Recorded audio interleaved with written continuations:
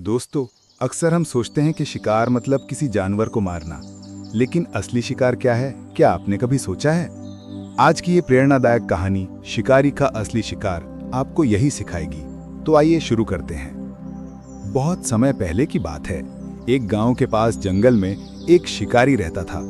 वो रोज तीर धनुष लेकर जंगल जाता और शिकार करके अपना गुजारा करता। एक दिन वह जंगल में बहुत देर तक भटकता रहा, लेकिन कोई जानवर उसके हाथ नहीं लगा। थक कर वो एक पेड़ के नीचे बैठ गया।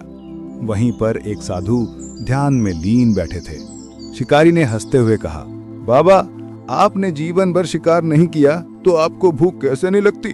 मैं रोज जानवरों का शिकार करता हूँ, तब जाके 2 वक्त का भोजन मिलता है।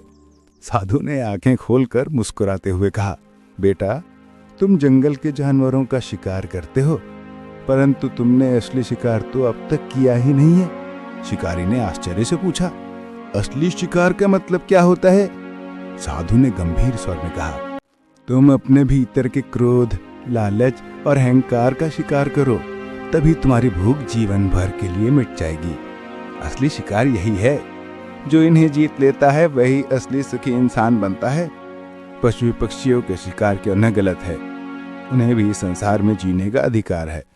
उनकी हत्या से पर्यावरण असंतुलित होता है और जीव हत्या पाप है।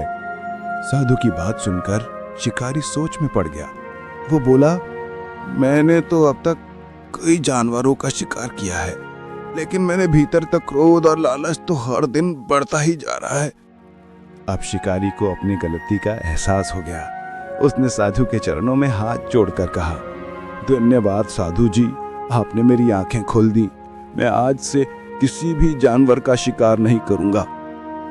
उस दिन से शिकारी ने प्रण लिया, अब वो तीर से जानवरों का शिकार नहीं करेगा, बल्कि अपने बुरे स्वभाव का शिकार करेगा।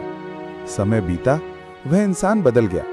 उसने दया, ईमानदारी और संतोष का रास्ता अपनाया। धीरे धीरे वह गांव का सबसे सम्मानित व्यक्ति बन गया।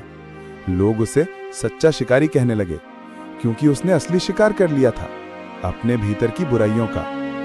दोस्तों, असली शिकार जानवरों का नहीं, बल्कि अपने अंदर की बुरी आदतों का है। जो इंसान अपने क्रोध, लालच और अहंकार पर विजय पा लेता है, वही जीवन का असली विजेता होता है।